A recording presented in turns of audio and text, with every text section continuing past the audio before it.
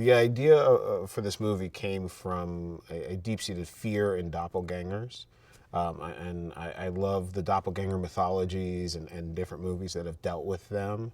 And I just desperately wanted to make my offering to that sort of pantheon of evil double films. I think what really made it come together for me, that brought this idea together for me, was this idea that we are our own worst enemy, which is something I feel like we know intrinsically, but it is a truth that we tend to bury.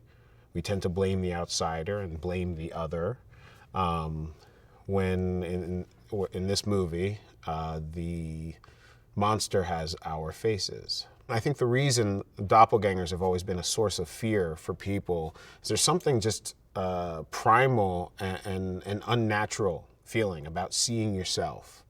I think it is connected to this idea that in that one moment when you would have an encounter like that, you get a sense of your own mortality. It's almost like one of you has to go, right? And you sort of know that in your bones.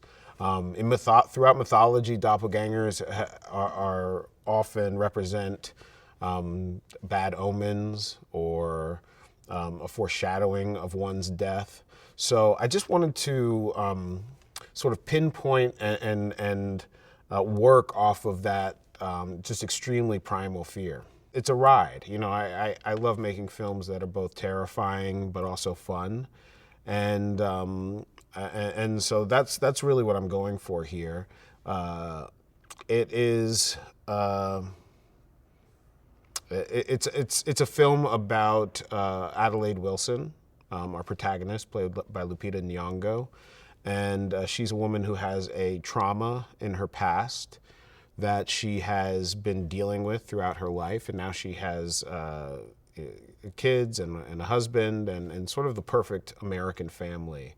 But that trauma is still lingering in her subconscious, or at the very least, and at the most in her conscious.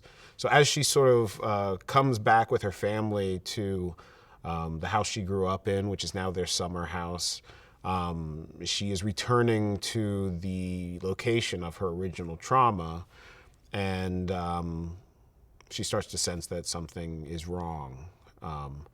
That nightmare she had so many years ago is coming back. Santa Cruz has just a real fun vibe on the amusement park and the boardwalk there. And I love the idea of subverting really idyllic locations. I love giving the audience a vacation in the middle of the horror, if I can.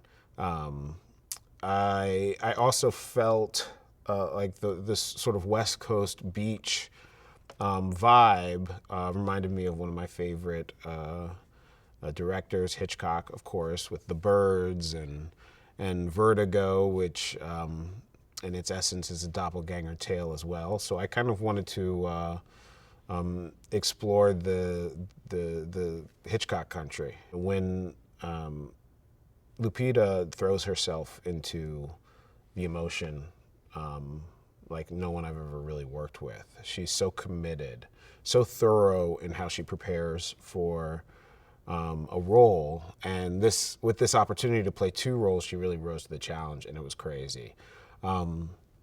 Adelaide, the protagonist, the matriarch, I think is a character that really centers the audience and gives us an emotional connection with someone throughout this movie. When Lupita was playing Red, something entirely different happened. She would walk into the room and you could just feel it sort of ice over.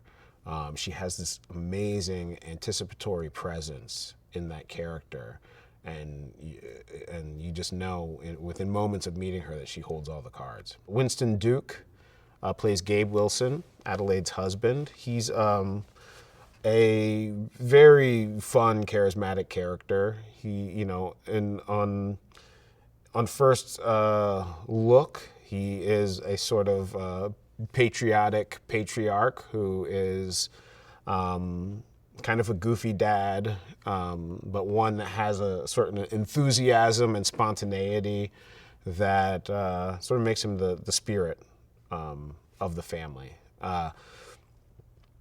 But he doesn't think too far before he acts, and that's been a little bit of a strain in his relationship with Adelaide, and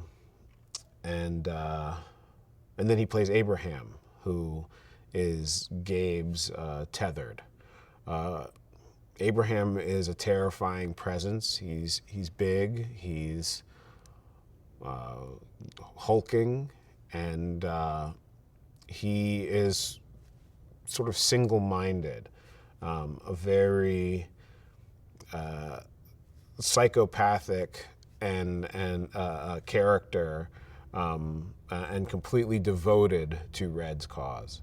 Elisabeth Moss plays Kitty Tyler, and she does amazing things in this film. She really acts some pretty brilliant feats. The most wonderful thing about working with Lizzie from a directing standpoint is you can experiment. She's such a refined, such refined tools that you'll get a performance and a take of something that's so beautiful and so nuanced and weird and off balance, and then you say, okay, try another one like that but different, and she'll give you the hardest options you can imagine. And it was, sort of meeting her and connecting with this idea that Kitty was Lizzie really brought that character into the fourth dimension. It really concretized who she was. Tim Heidecker plays Josh Tyler. He's a brilliant comedic actor and a brilliant actor. With him and Lizzie, as I was writing, I was picturing these performers, and he has this perfect ability to be both lovable and douchey at the same time. Something that few people can pull off, but he's got it, and he can dial it either way. If you say, "Give me more lovable," he can do that. If you say, "Give me more douchey," he can do that. So amazing working with somebody with that sort of intrinsic comedic timing, and somebody who could really improvise a lot and play and find some things too. The scissors are I think an iconic piece of horror imagery that has been used in other films, but I felt like I wanted to sort of honor that weapon in the best way I could with this film and make it the sort of central image. There's a duality to scissors, both literally and physically. They're a whole made up of two parts, but also they lie in this territory between the mundane and the absolutely terrifying. Horror has always been the way that I personally deal with my own fears. I love the genre for that reason, and I love the horror aesthetic for that reason. I think great horror is often grounded, which is the way I love to do comedy as well, is to allow something crazy to be going on, but as best as possible, you try to marry it with reality. And I don't see myself moving far from horror anytime soon. I tend to draw inspiration from my own fear. I at some point I asked myself, what's the scariest thing for me personally?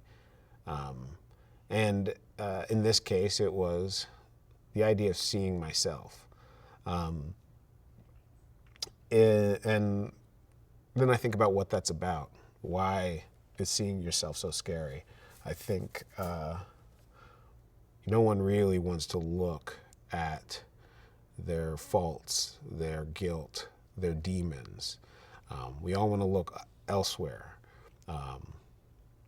This country and how this country looks at the world we have a fear of the outsider, a fear of everything from terrorism to immigration, you know, the very thing this country is founded on. And the thing that we do not face often enough is our part in what's wrong with the world. Welcome to Santa Cruz. Can't believe how big they've got. Where's Jason?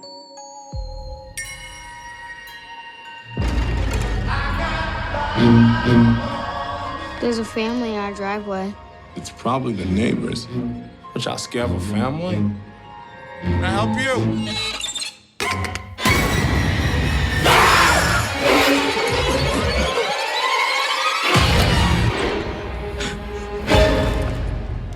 What are you people? It's us. They look exactly like us. They think like us. I don't know who they are. I don't know what she is. But they won't stop until we kill them.